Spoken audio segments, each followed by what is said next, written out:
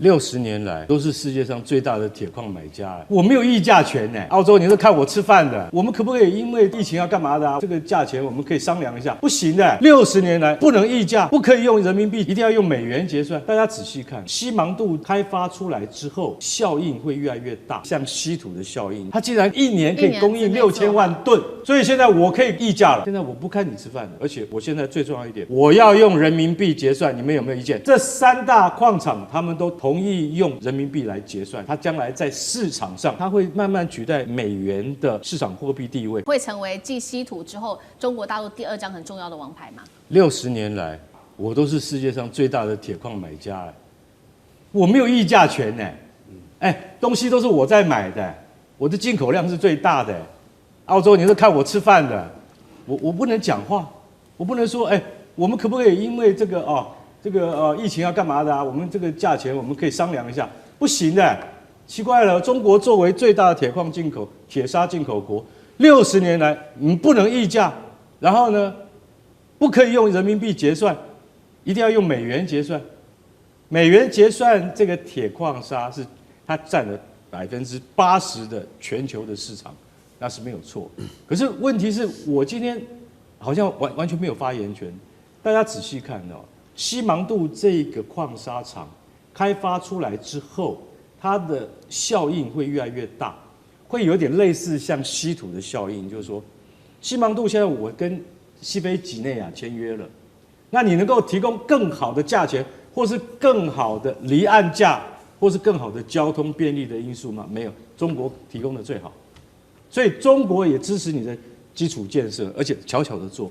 刚才建长讲，你做的时候都没有人看到，等到他把东西弄出去的时候，你才发现他竟然可以一年可以供应6000万吨。所以现在我可以议价了，中国现在可以议价了，为什么你知道吗？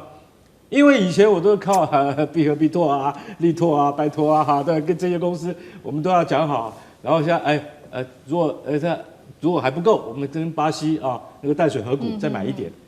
现在是巴西的淡水河谷、力拓、必和必拓，因为必和必拓是澳洲最大的，是澳洲最大的公司，这些公司全部都答应了。为什么？就是因为西芒度。就是因为我弄的西芒，而且他们有听到风声，但他不知道中国的规模有多大。现在约都签了，然后工事都盖好了，然后港口都弄出来了，你才知道说现在我不看你吃饭的，而且我现在最重要一点，我要用人民币结算，你们有没有意见？没有意见。这全球3大其中2大是在澳洲嘛，还有一个是巴西的淡水河谷。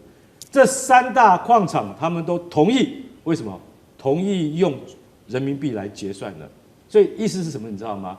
当然，美元还是强势货币，可是因为在铁矿砂这一部分，中国的发言权现在已经是最大。那你将来都用美元来计算的话，那对于人民币，它将来在市场上以及在世界的发言权上面，其实这个是亦步亦趋的，慢慢的，你会发现到人民币在世界的贸易市场上，它的流通的程度会越来越好，会越来越高，总有一天它会慢慢取代美元的市场货币地位。中国大陆手上的杀手锏就是稀土，不过现在可能会复制稀土之路，有另外一个第2张中国的必杀杀手锏，也就是它的王牌，就是铁矿了。今天中国大陆在西非这边有正式的另外一个布局，执掌这个叫超级铁矿西芒度。等一下我们一起来关心。另外这个铁矿现在过去都是由人民币做交易的，现在确立会由人民币结算，震撼全球。今天都会一起来做关注。好，全球都还在关心这个习川会的后续政治的这个烟雾的时候，我们看到中国大陆则是在非洲地区悄悄打开了一场新的地缘经济的新战场，也就是今天我们会来关心的这个西芒度的铁矿全面贯通，全长再加上它的配套铁路，一共是长达了552公里，是全球最大的未开发铁矿，存量的部分、储量的部分至少是30亿吨，所以大家就把这件事情视为是大陆正在为下一场硬仗做一个长远的布局。区。那么为什么中国想要做这样的布局？原因就是因为它虽然是全球最大的铁矿买家，但是长期都被澳洲跟巴西2大巨头牵着鼻子走。也就是说，他们可以决定定价，他们可以决定出价，话语权全部都掌握在这些国家手里。但是现在我们今天要来关心的是，大陆变成了一个掌局者。为什么这么说呢？因为由中国大陆正式出手投资的这个参与开发的西非几内亚的西芒杜铁路矿区已经正式的全面贯通了。它有哪一些很重要的资讯？我们一起来做一个比较细部的解读。它是位在这个西非几内亚的东南部，跨越了密集的这个高原丛林当中。那么刚刚提到了30亿吨都是这些比较高品质的铁矿石，而且这个地方拥有全球最优质的铁矿，也是最大的未开发铁矿区。那么预计呢，主要的开发方会由这个英国的力拓公司跟大陆的公司一起来做合资开发，首批预计可以在今年底就来出货了。产能现在已经开出来了，已经有一个规划量，30个月内年产量升至6000万吨。为什么这么重要？中国出手这个西芒杜铁路，可以改写全球铁矿游戏规则吗？它会是继稀土之后大陆第2张重要的国际王牌吗？舰长怎么看？我们以前一直听说中国大陆稀土多么多么的厉害，还有它的制造业怎么样的强大哦。我们只是听一些数据而已。我直到今天看完这个消息以后，新闻以后，才突然第一次领略到，我的天哪，原来他们是这样的不可超越。我现在先讲这里的这个矿哦，这个矿叫做西芒杜，很奇怪的一个，它有这个1950年哦，70多年前就发现那里有一个很特殊的矿，很大，然后大概隔了10几年就知道它是全界在第2大的，它有30亿吨，全界第1大是澳洲48亿吨，第3大是巴西29亿吨，它在中间，但是它的含铁量非常的好，就是它的纯度到了66%到68%。澳洲的铁砂是全界最棒的哦，在这之前，澳洲的铁砂才能够制造最高等的那种钢。它的含铁量是53到62，你就知道差了这么多，差了将近18左右。好，这样子完毕之后，那么长的时间，你们为什么不去开发呢？然后从那个时候开始，就有人去投资，然后一直到现在，那个经营权转来转去，一下子卖给苑老师，苑老师花了25亿，一下又卖给思敏，思敏花了30几，又卖了什么3级，一直到现在都没动。后来到了2010年的时候，中国铝业才第一次去那里，然后投资的就是这个力拓这个公司，他投资了13.5亿，他取得了47%的这个股权。然后完毕之后呢，他们就开始中国铝业中铝，我们叫中铝跟力拓一起在中国，你也要政府同意啊。然后在这里那个新几内亚政府要同意，他们这样隆到了2024年哦，把所有的前置作业做完了。设计图也同步画完了，然后他们在1年之内，从年初到年底，他们把这整个的基建全部做完。这中间包含什么？我说给大家听哦。第一个，他建了一条铁路长600公里，他沿途跨越，因为他那个山起起伏伏的，你知不知道？那为什么以前人家不做？因为那个太难了，你要怎么建这么多桥？300多座桥，然后还有港口，还有矿场的这样的，哇，这个工程非常之大。好，那时候开始做，他们1年做，然后当中外国人这样子讲，他们在那现场看，他说，他们到今天才知道中国的经济这么厉害。他们中间有一座桥，长度是307米，公尺那很长啊，307米，高度28米，哇！你想想看，这是7层楼、8层楼的高度这样子，1个月就做完了，基建狂魔，就所有人说，哇，怎么这么厉害？然后2025年的9月，就是上个月，他们第一次开始运了这个矿砂出去。你就从这知道，你知道，不是说你有一个矿哦，你就能够把它做得很好的，因为那个矿不是说就在台北市旁边，叫阳明山多好，对不对？一下就运出去了。它那个地方可能是很荒废的地方，还有什么高山什么东西，你要怎么样打通这条路？你要怎么样做这个基建？然后怎么样去采这些东西？那中国现在有了，不单是有议价权，你知道。全世界品质最高的铁砂，中国占有47%，然后它可以制造出品质最优的钢，你就知道中国一下子战略的整个的都做了一些很大的改变，它可以去谈判，它有更好的钢，它可以做更精密的科技。好，所以掌握到了这个西非最大的这个矿区哦，等于说中国大陆也掌握了整个铁矿在国际的地位，还包括它的议价权。那其实还有另外一个重要的事情，就是金融战的延伸。因为过去其实做这些铁矿砂的这个交易的时候，都是用美元来做交易，但是呢，这一回是中国大陆用人民币来做一个结算的制度正式的启动，也就是有看到几家矿业的合作，包括中国跟澳洲的矿业巨头这一家必和必拓签署了协议，接下来是用人民币来做这个结算。另外，巴西的这一家叫淡水河谷，还有澳英共同营运的叫力拓 KFNG 也都是用人民币做交易，甚至做贷款等等，冲击到美元霸权。接下来对于美国的影响、美元的影响，还有人民币结算铁矿的影响，成为市场的主导者，又有什么样的后续的可以关注的？岳老师。我们从小读地理的时候都知道，中国是个煤矿非常丰富啊，在世界的产量跟这个存量里面都是世界就超过1半以上。但中国的铁矿是极其贫狭的哈，那铁矿也不好，然后量也很少，大概只有在全世界占2%-3%而已啊。那么在这种情况下来讲的话呢，中国从澳洲进口大量的铁矿石进行提炼啊，因为刚刚提到了，就是说是那个这个西非几内亚的那边的这个什么那个他们的西芒杜的这个铁矿的品质非常好啊，这个我们不用多讲。但是从澳洲来讲的话也不差，但是的话呢，他们有一个。完全是被绑架住了，为什么呢？因为呢，当时有一个地方讲说，知道中国要发展基建，必须要用很多的钢铁，必须要自己提炼的时候呢，就是说是在所有的国际市场中采购的价格最高的就是对中国的价格。那个时候的价格搞到129块美金啊，就一吨啊，什么这种情况下，就情况的发生。那中国慢慢的话呢，有3个原因啊，他非常强调啊，所以自己的话呢，就跟必和必拓了，直接要求啊，就是说，要不然我们不要买了啊。第一个的话呢，就是市场大。市场大就是老大啊！你像美国大豆一样，那个中国不买，美国大豆能天天闹，对不对？这是第一个。然后第二个的话呢，就是说呢，刚刚提到巴西啊什么的，大家有没有记不记得？在巴西的话呢，整个南美洲的横贯的铁路送到秘鲁的这个前海港已经出来了啊，所以说这巴西的这个铁矿源源不绝就可以运过来，而且的话呢，还比原来的航程少了20多天啊。那么这个也是第二个理由。那第3个理由的话呢，就是这个西芒杜了啊，就是说大陆已经就是牢牢巩固了、掌握了这个铁矿里面的这个来源，可以不跟澳洲买，澳洲又贵啊。那其他的话呢，这个大陆对于跟澳洲买的时候呢，也只有一个要求，就要用人民币来结算。那澳洲基本上的话呢，经过一段的努力以后的，像力拓、FMG 他们都答应了，那现在的必和必拓也答应了用人民币来结算。我跟你讲，以前有石油美元，现在有铁矿美元。在中美之间的这一场金融贸易战，我们要来持续关心的是，这一回呢，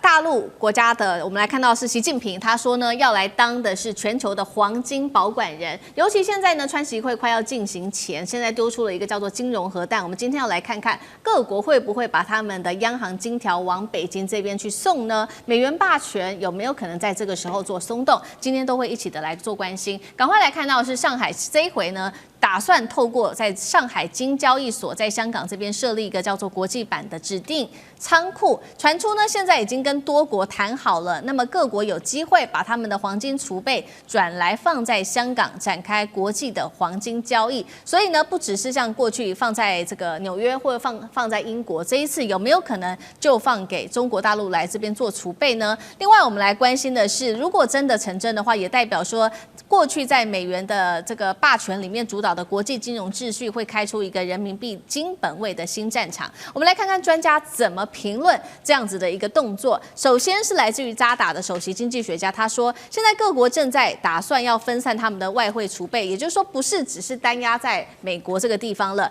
因为现在地缘政治正在加剧动荡，替代了这些支付系统新的崛起。那么大陆现在作为最大黄金生产国，也因为趁着现在阻力比较小，推进金融市场布局，他认为是非常正常的事情。另外一位专家他这样讲，中国如果能够持有更多的黄金，那么人民币的公信力就会变得更为强劲了。所以节目一开始我们要先请教上志哥怎么看了。北京现在说要打造了这个全新的金融核弹国际金融储备中心，到底可不可行？各国宁可把他们的金条搬到中国大陆，也不再信任美国吗？如果川普的关税战引爆了这一场黄金去美元化风潮，这样子来看的话，中国现在的动作是在做反攻吗？上志哥怎么看？现在都知道，全世界的金价之所以频频上涨，其中一个非常重要的原因是全世界所有的中央银行，包括中国大陆，全世界中央银行，包括日本，所有这些国家都在买黄金哦。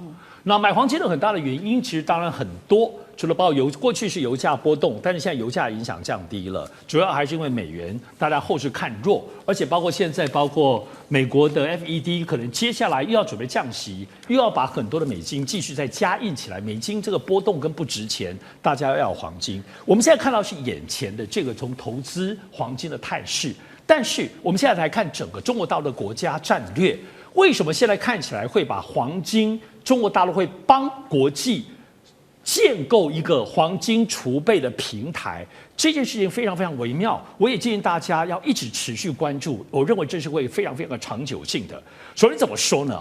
首先是这样子，现在我们看中国大陆面临的处境，除了刚刚讲美元本身的波动跟美国美债这个当中的其他的这个问题之外，现在还有2大是中国大陆面临的问题。第一个部分是现在出现稳定币也就是说现在虚拟货币这件事情，现在变成看起来是美国川普政府的国家总体的金融战略，不知道是哪个犹太天才发明出来的。特别是稳定币跟美元美债挂钩之后，形成一个除了过去来讲比特币这些虚拟货币之外，一个全新的等同跟美元一样的，在虚拟币里头狂吸全世界所有的资产，虚拟的而且是虚拟的跟美元挂钩除了美元之外，现在没有其他国家的货币用虚拟币的部分挂钩，现在吸已经据说吸得蛮厉害，像东欧很多国家，甚至包括中国大陆很多的国际贸易开始私下的从稳定币这个虚拟币开始走了。这几个月，单单这半年当中，已经吸掉了，据说有几千亿美金的规模。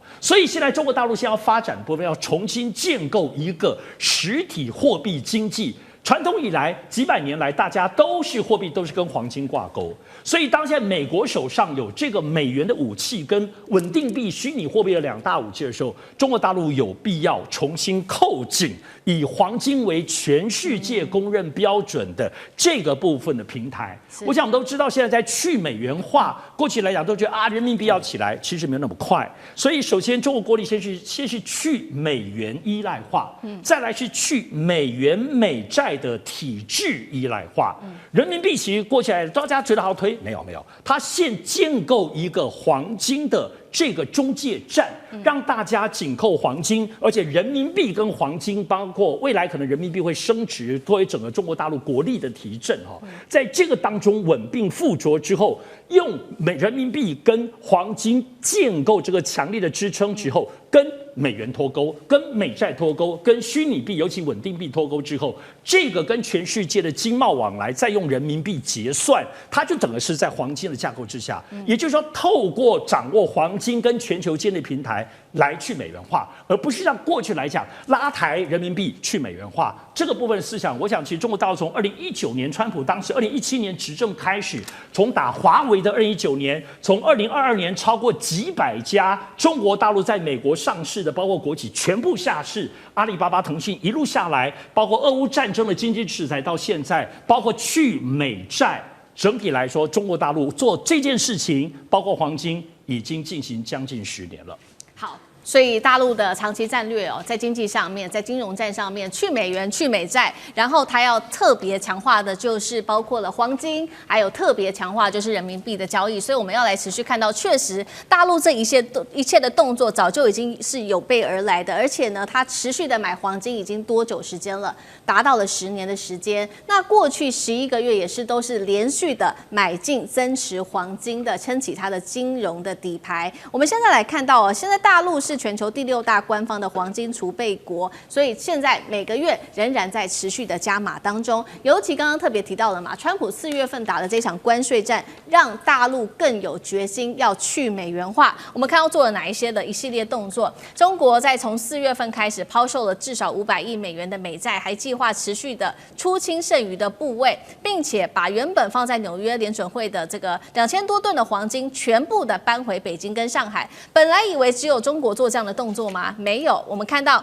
在北京准备要撤军之前，德国就已经在考虑了，要把存放在原本美国这边的1200吨黄金也运回到德国、欧洲自己的境内。原因是什么呢？他们开始对美国不信任了，因为川普不断的对欧洲疯狂的加税，而且干预联准会的措施，都让欧洲开始正式的怀疑：黄金放在美国是真的安全吗？刚刚讲的金价确实一直不断的在创新高。我们从2005年开始看哦，到现在2025年几乎一路的在往上窜，到了这个3月份的时候已经到达了$3000，但是现在一度是触及到了$4000大关，又下来一些些。那么各国黄金的增持量，我们也等一下会做一个关注。现在以俄罗斯增持的量是最多的，从300多吨一直上升到2000多吨哦。那么中国大陆第2名，那可是如果是在减持的话，等一下我们也会看到是美国第一个减持最多的，接下来是德国跟法国。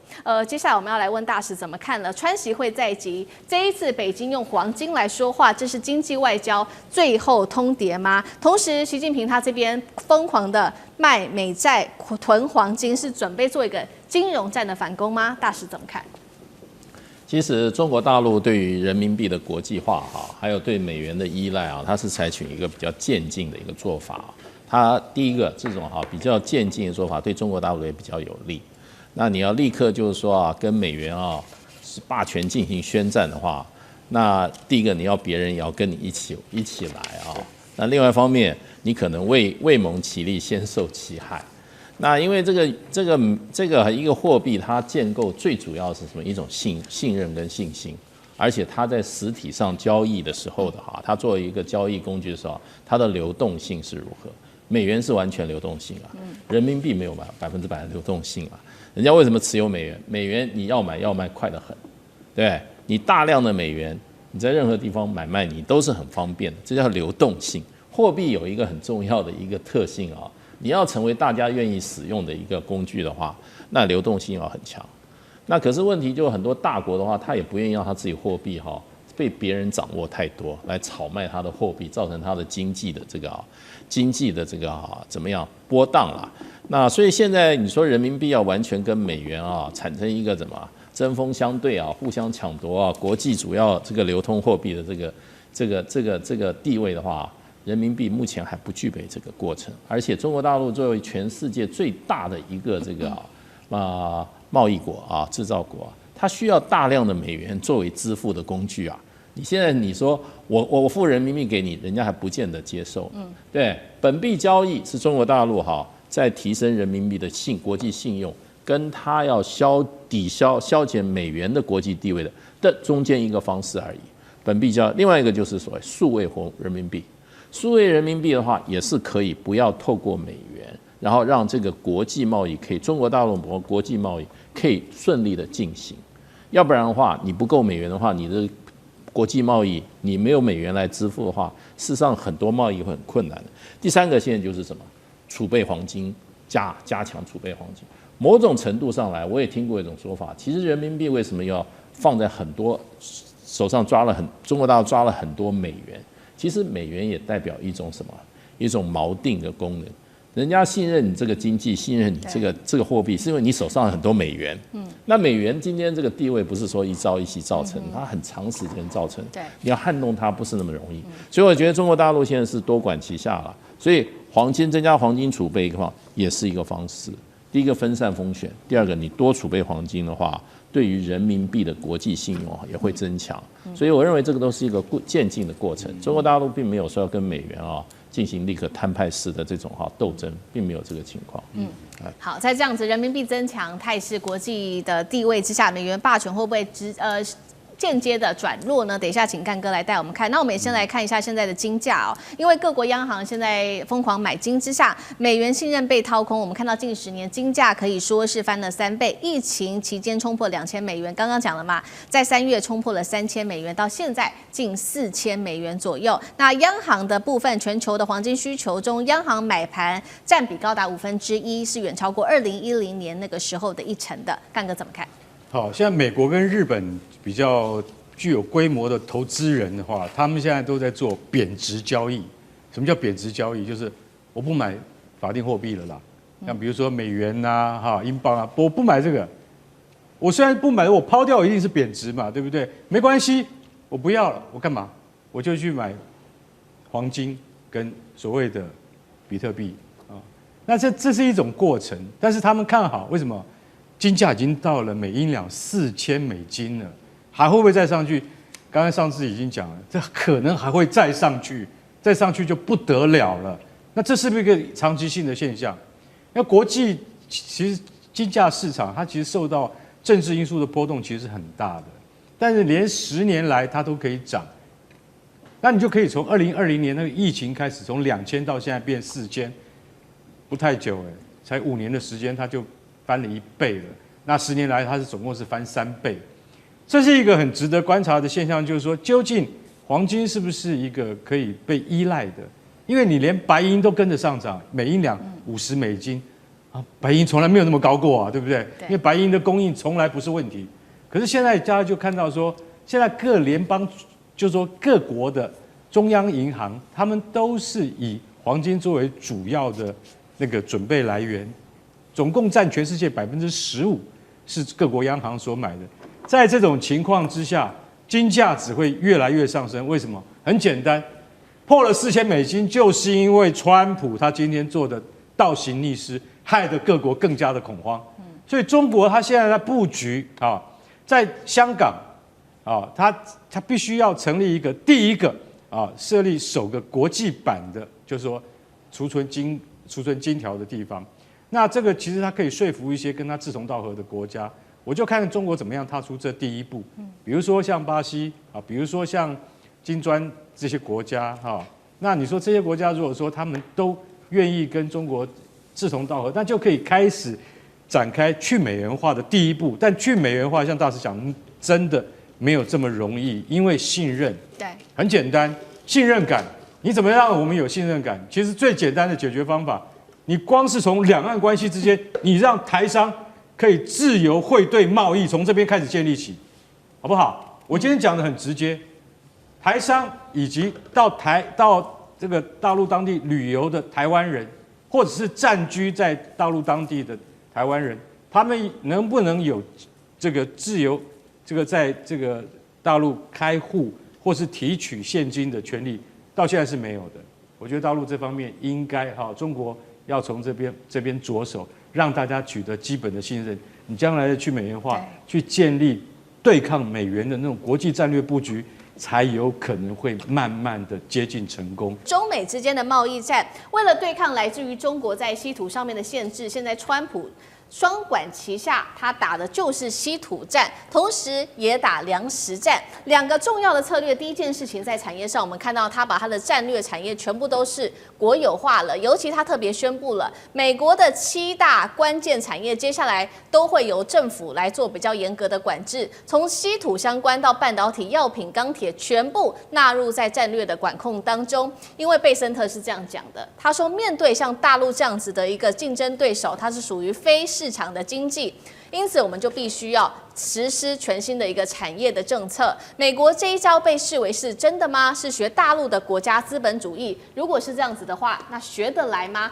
打得赢吗？今天也会关心。第二件事情是美国的第二招，它设定了这个价格下限，为接下来的稀土、钢铁等原物料设了一个所谓的保底价，防止大陆用恶性的低价来垄断市场。这是来自于美方的说法。他说，北京过去20年就是靠这样的手段降低价格，把这些外国的竞争者都赶出了市场。如今美方是要反手来封杀这一种策略，所以最新的一个具体实例就是在今年7月份，大家还记得吗？当时美国去入股了 MP Material 啊，这个国防部跟这间公司7月签下了协议，政府除了入股之外，还有设定了这个下限的价格保证金，还有会规定一定会做长期的购买，等于是美国正式进入国家互矿的时代了。节目一开始要请教聂老师怎么看了？川普一边是骂中国大陆的非市场经济，一方面又在把这些国有化入股、价格下限全面的来控制产业。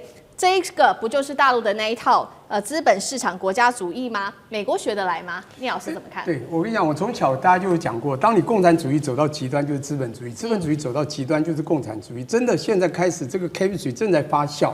我先讲一下 Besant 讲的说，中国这根本不是市场经济。请问定义一下 definition， 什么叫市场经济？是自由经济吗？还是什么？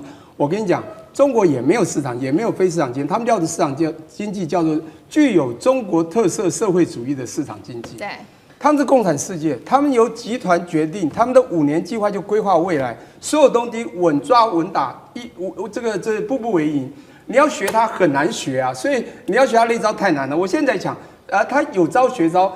他不是一直在打西洋拳吗？那个拳一直打，而且那个拳很简单，就一招叫做 tariff 关税。他现在又多了几招了，为什么呢？他发觉只打关税打不赢，那个拳打了人家逆来顺受，太极拳一下嘣一下又回去，突然一个稀土招，突然一个锂电池招，未来还有这个硬材料招，他会吓到，所以他说我们要从别的地方来做，学他们。可是你要知道哈。今天呢，它原来是主打者。以前这个我讲对岸我们的中国，它是从1.0版到2.0版是被打者。被打以后呢，当然它忍气吞声。我觉得现在他们以牙还牙似的奉陪到底以后呢，他们招式很多都隐藏性的嘛。你知道神秘最美，很多东西美国看不到。他一招一招出来以后，美国才发现 tariff 关税打不动，其他的用霸权、霸道、霸凌也做不了。去用我们的友邦联盟，其实这还是有效了。像巴基斯坦最近就是出卖了这个中国嘛，对，你知道这巴基斯坦出卖中国这个事情是非常可怕的，他把技术出卖，所以中国才会丢61、62号公报。这个公报除了要抑制美国，主要是克巴基斯坦。好，现在重点就是美国发现不对，所有招都不用，只能用它的经济招式。可是这招矛盾百出。我跟你讲一个，什么叫价格下限？你要对稀土科价格下限。经济学有一个很简单的道理，叫做需求或供给产量的价格弹性。请问一下，如果价格弹性很低，就是价格变化了，它还是需要的东西，你设下限干嘛？像稀土。美国不需要吗？设下限一定要卖贵，不要买你稀土，你稀土不要进来。美国不想要稀土吗？美国不是想要稀土吗？这是一个问题，所以我必须说明，美国真的是经济学家到底到哪去了？这财政这个 Besant 到底是学什么的？那政府这个首领这个川普不要讲了，他随便就抓了一个关税很奇怪的数字，一个不合理的作弊的模就出现。我现在要讲的，他这个是错误百出。第一个，什么叫做价格下限？你只能说对传统产业，像电动汽车，中国真的是已经当品到全世界，这个那么严重的，当然这个所谓的需求价格弹性很大，就变一个价格你就会。不要这个才要自己嘛，或者设下限不让你进来。你对半导体、对稀土设，这个其实有违反我经济不管说我是不是专家，一个学理的一个基础理论啊，我觉得很怪。所以美国现在打的我都觉得听不太懂，除非是媒体啊这个转翻译错误。那么当这里面还有非常多的问题哈，我就在想说。到底美国现在学中国想学哪一套？因为中国学美国学得很仔细。你看光那个晶片在华为的时候刻它，只要有这美国技术的0.1，它就颗粒，它就学你一样的嘛。稀土只要它0.1的技术就颗粒。那这美国刻了港口费，对不对？发觉全世界船都是它的，就刻它的特别港口费。中国也会学啊，就来了一个，你没有船没关系，我刻你。大部分国际的资本市场的资本家的事业都是你有美国持股，只要超过25%以上的美国企业持股的船运一来，美国全部都傻眼，每一招都被打，这才叫学习。你现在学的又学的四不像，所以你说他这个资本主义要走到什么未来，我不知道，我只能说，川普现在有点慌了，他找的中心内阁也都不是很专业，因此他的中心内阁在拟定出的政策可能没有那么的有经济基础、经济学理论，去给一个最好能够让他们不管是打赢或让世界的经济能够和缓的一个好的政策。好，所以我们看到美方这一次是有样学中国，这不过是学的四不像了。那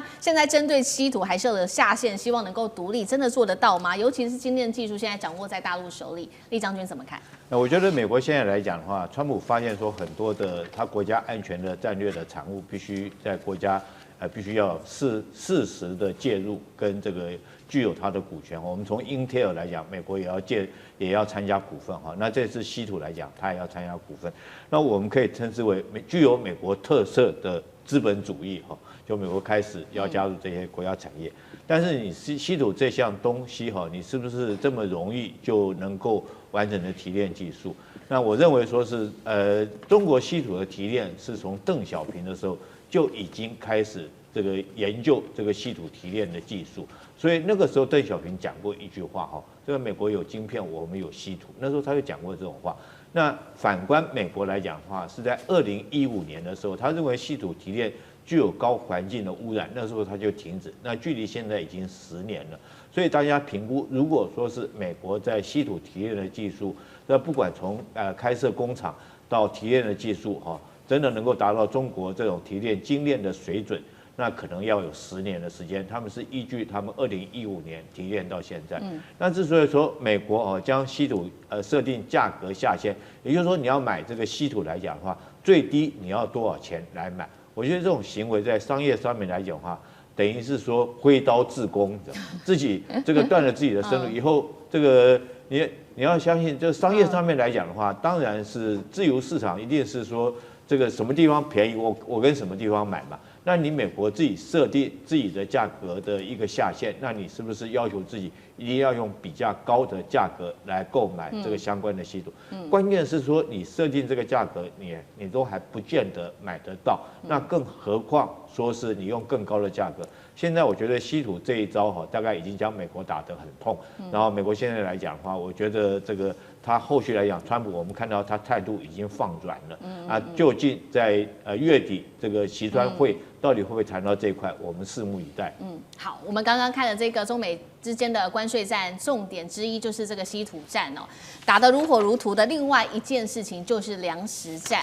粮食战的方面，大陆去买美国的大豆嘛，从7月份开始是直接降为0啊。那美国的这个农业已经损失了大豆至少数十亿美元这么高的金额，川普在这个时候就痛批了大陆的行为叫做经济敌对行为，所以他说了，接下来我们现在正在考虑的就是针对你跟你中国大陆的食用油的贸易，我们要完全的把它给全部中断。尤其其实呢，这个豆农啊，美国的豆农是很痛恨大陆的这个进口的这个所谓的食用油的，因为2024年的时候，美国从中国大陆进口的食用油创下新高了，引爆这些中西部的农民怒火，他们抱怨大陆抢走了他们的市场。所以呢，这一次川普祭出这样的一招，大家就在说，是不是为了自己的期中选举的选票考量，所以做了这件事情，让农民可以高兴呢？那另外一方面，确实现在大陆在粮食战上面是有一些为难的，原因之一就是因为现在到年底到明年初，大陆其实还是需要大量的黄豆的，大概达到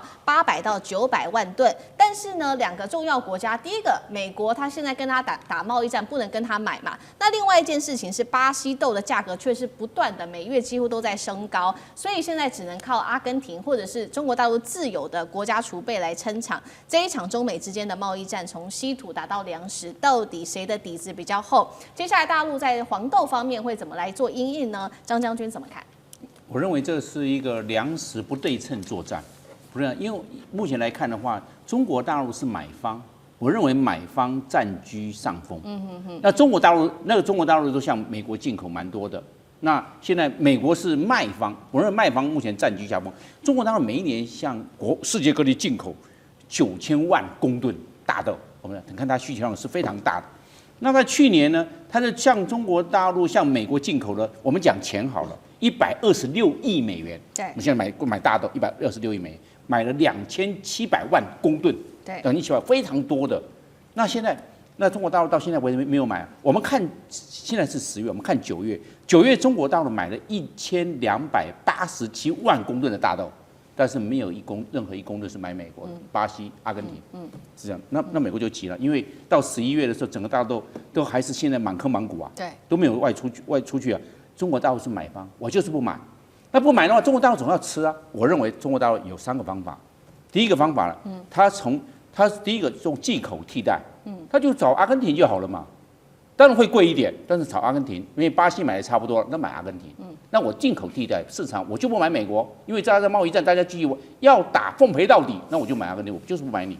是这样，我认为进口替代有可能。第二个，中国大陆会认为啊，我们所说到的粮食替代，不见得大豆，有些东西饲料用玉米就可以了，用小麦，还有大麦，还有燕麦可以了。我们这样子，我们大豆少用一些，粮食不要用大豆了，通通都用这个玉米来做这个我们讲这样饲料是这样啊。这个我们就讲到的，它是粮食替代也减少大豆的这方面，中国大陆不会因为这样就低头了。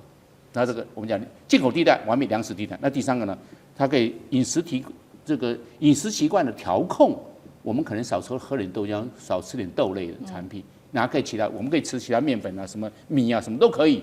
然后呢，因为美国也不进口中国的我们讲的食用油，对，就是大豆油啦。对，那我刚好你不用，那不用了，我大豆也少买一点了，因为你不，我这个大豆油市场已经变少了，为什么？美国不买了嘛，那我也不需要这方面的大豆，所以中国大陆开始做宏观调控，这宏观一调控之后啊，还真的忍下去了。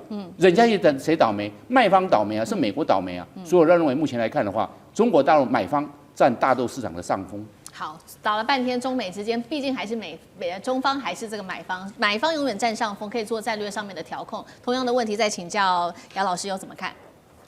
我们讲中美的新冷战，我觉得现在已经确定进入到中美经济冷战，也就是中美现在在经济跟相关的层面呢，进行到全面的竞争对抗。我们看之前有所谓的贸易战、科技战，那贸易战就是关税战，从川普1到拜登，然后呢，川普2的时候呢，对全球的关税战，但是以中国为主。然后呢，科技战应该是说现在中美竞争对抗最核心的这个部分，因为科技可以有新经济，科技也可以带来新的军火的这个技术。可是我觉得现在多了2个战，一个叫资源战，一个叫做产业战。资源战，中国大陆用大豆、用稀土，可是你觉得是他首先在打资源战吗？美国的232条款就是在打资源战，也就是钢、铝、铁、木材、制药，那现在又扩大到我讲的第4个层面，产业战，也就是说美国讲的7项就是战略性的产业，包含 AI、半导体、稀土、能源、军工、还有这个清洁能源之类的这些领域，其实现在都已经开始在进行就是争夺。那美国现在要扩大到一些它的盟邦尤其在反制稀土这个层面，我个人觉得中国大陆在稀土这个领域它现在敢这么打，也就是因为它要反制，而且呢，它已经有底气。反制是为什么原因？中国不吃这一套嘛，跟你谈了4次的高层的会议了，结果你还是不断在9月以来在对中国做施压、制裁、常备管辖，所以呢，中国要反制。可是过去如果是被你压制的部分呢，其实反制对中国也是一个内伤。可是现在他觉得他有底气。你看这些科技战的层面的半导体的设备装置，新凯来，深圳的新凯来代表的就是中国大陆觉得在这些领域我已经可以反制你，有底气。那它的稀土层面呢，有几个优势。